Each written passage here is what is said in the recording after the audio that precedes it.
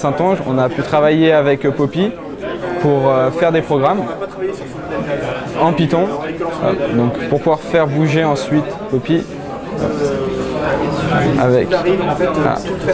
On a pu créer une interface graphique qui permet de lancer plusieurs programmes qu'on a codés et qui permettent donc d'exécuter différents mouvements comme la Macarena.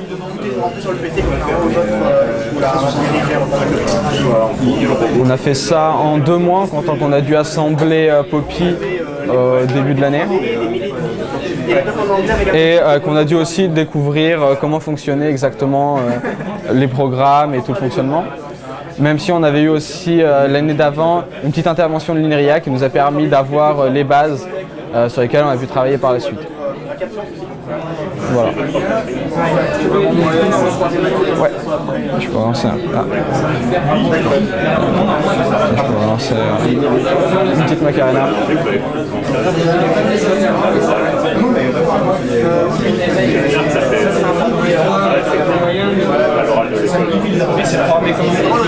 C'est programmé en Python, donc on l'a fait soit avec Sublime Text qui est derrière, soit avec Idle qui est celui de base qui est fourni avec Python.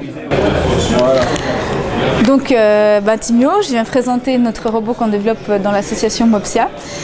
Aujourd'hui j'ai pris une piste découverte avec une petite feuille, donc ça c'est quelque chose qui est prévu pour les débutants, spécialement les particuliers ou les enfants qui ont peut-être reçu un Timio ou qui en ont acheté un puis qui ne savent pas quoi faire pour commencer. On a une petite présentation, on a des activités de base à faire avec les comportements préprogrammés et avec la programmation graphique. On peut soit l'acheter sur notre site en version papier, soit on peut la télécharger parce qu'évidemment c'est libre comme tout ce qu'on fait. Donc on peut télécharger en format numérique gratuitement depuis le site.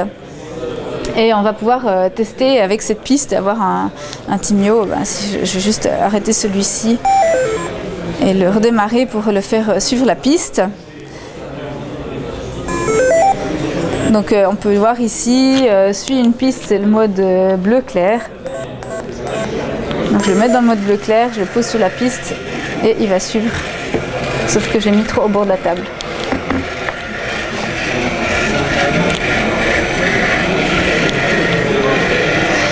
Et puis l'autre chose que je suis venue montrer, si je rallume ça, alors je vais sortir, je vais entrer dans le mode programmation en fait. Donc maintenant mon Timio il est connecté sans fil à l'ordinateur via ce petit dongle USB ici et puis un module qu'on a rajouté dans le robot. Ça c'est aussi dans le développement, ça va sortir bientôt, on en est au crowdfunding pour financer mais on a les prototypes fonctionnels. Et puis maintenant je vais pouvoir programmer mon robot, par exemple je vais dire si j'appuie sur le bouton du milieu, je voudrais qu'il devienne vert et puis qu'il joue une petite musique. Une fois que mon programme est prêt, j'appuie sur play et puis j'essaye. Voilà. Et donc les améliorations récentes de la programmation du Timio, c'est quoi? Voilà, donc ça c'est la dernière version. L'amélioration c'est surtout qu'on peut mettre plusieurs actions par événement. Parce qu'avant il fallait, si je voulais faire ça, il fallait que je fasse une ligne. Si j'appuie au milieu, il devient vert et si j'appuie au milieu, une deuxième ligne, il fait de la musique. Là c'est quand même plus pratique, je peux mettre autant d'actions que je veux avec seulement une ligne. C'est beaucoup mieux pour pouvoir visualiser. Et puis sinon, dans le mode avancé, on a des nouvelles choses. C'est par exemple de faire avec la carte accéléromètre pas seulement un choc, mais aussi contrôler l'inclinaison du robot. Pouvoir dire si je l'incline, je vais y arriver, alors il avance. Et si je le remets à plat, dans ce cas-là, il va s'arrêter. D'accord. Là on peut voir que ça marche, hein. Si je le penche, il bouge. Si je le pose à plat, il s'arrête. Et puis finalement, on voit qu'ici on a des fois un peu de peine à voir le programme en entier. Si on fait un grand programme, ouais. Je peux faire ici un screenshot que je vais appeler mon programme. Ça va je vais le mettre sur le desktop. Ça va m'enregistrer ça dans un format d'image vectorielle Et puis maintenant, si je vais le voir, il est ici, mon programme. Et j'ai un fichier. Si j'ai beaucoup d'actions, il va être très long. Et je peux voir mon programme en entier et l'utiliser pour des fiches. Ok, exactement. L'application qui tourne, déjà on peut avoir des effets de lumière sympas avec des choses qui tournent en arrière-plan, simplement lors d'une soirée entre amis par exemple. Avec le joystick, je change d'application, je passe à l'application suivante qui est un Tetris, je vais le remettre à 0 pour pouvoir jouer. Voilà, simplement un Tetris, le Tetris que tout le monde connaît, avec deux objets. Je suis obligé de perdre par contre pour passer à l'application suivante.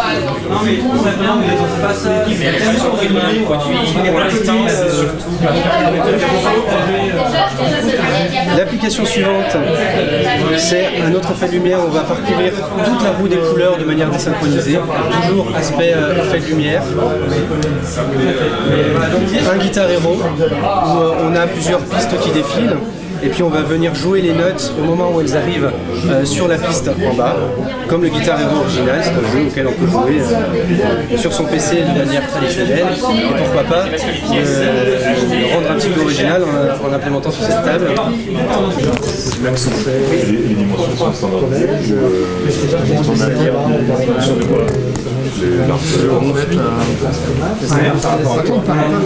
c'est là qu'on voit le côté démonstration qui est important. Parce que si on fait ça, ça marche aussi pour la mais avec le pion, c'est plus rigolo quand même. On a l'impression de contrôler un truc. Et il pourrait sortir un du coup, là, c'est une démo par rapport au ce matin. Elle a été augmentée avec de la projection. Parce qu'on a une feuille de papier qui est suivie par la caméra. Là. Bon, là c'est calibré en vitesse, on peut recalibrer, mais normalement ça se cale vraiment dans la feuille pour se cale vraiment et de l'autre c'est qu'on a après la Kinect qui observe la table et la Kinect crée une surface tactile sur la table qui répond au punch et en fait la surface tactile va être active que dans la feuille de papier et va contrôler l'axe, cet axe-là va contrôler la tête. Il s'agit d'un robot Metabot. Donc, Metabot, c'est un robot open source, c'est une plateforme qu'on peut construire soi-même, qu'on peut piloter au téléphone, à la manette, qu'on peut aussi programmer. Donc, toutes les pièces sont disponibles sur le site internet, donc metabots.fr, .cc pour les anglais. On peut télécharger les pièces, les imprimer, on peut aussi avoir la liste de tous les composants qu'on peut acheter, principalement des servomoteurs SL 320, et assembler donc ce robot qui a un 12 degrés de liberté, c'est-à-dire qu'il y a en fait 3 moteurs par patte, 4 pattes, c'est un robot quadrupède. Il y a un microcontrôleur dessus, avec un micro-logiciel qui permet de gérer la locomotion du robot, et une puce Bluetooth qui permet de s'appairer avec le robot pour le piloter, le déplacer, etc. Donc par exemple là, on a une version de l'application mobile qui est disponible dans le Play Store, l'application Metabot qui est appairée avec le robot. Je peux démarrer le robot, donc là j'allume les moteurs. Donc c'est un robot qui est totalement symétrique, il n'y a pas d'avant, pas d'arrière. L'avant est logiciel, il est matérialisé par les 2 LED blanches. Donc là par exemple le robot il regarde par là. Je peux plutôt le poser sur le sol. Parce que là on est proche d'une tablette. Donc un des avantages de ce robot-là, c'est la locomotion. C'est-à-dire qu'on a une locomotion qui est assez rapide, on se déplace à environ 30 cm par seconde, et qui est déjà multidirectionnelle. C'est-à-dire que je peux aller sur la droite, sur l'avant, je peux aussi avancer en biais. Donc là, je peux aller dans toutes les directions sans tourner. Je peux aussi tourner. J'ai aussi des réglages de posture. Je vais utiliser les pattes par exemple à l'envers.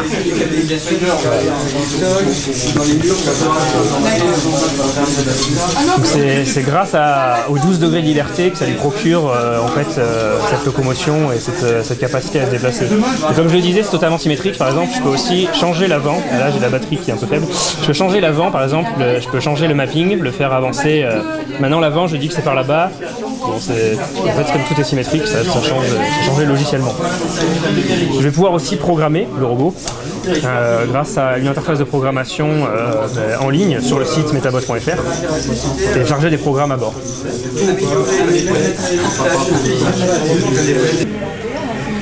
L'application sur tablette, en fait, analyse l'image qui est prise par la caméra et dans cette image, elle détecte l'image qu'on voit sur le robot ici et l'image qu'on voit sur le marqueur au sol.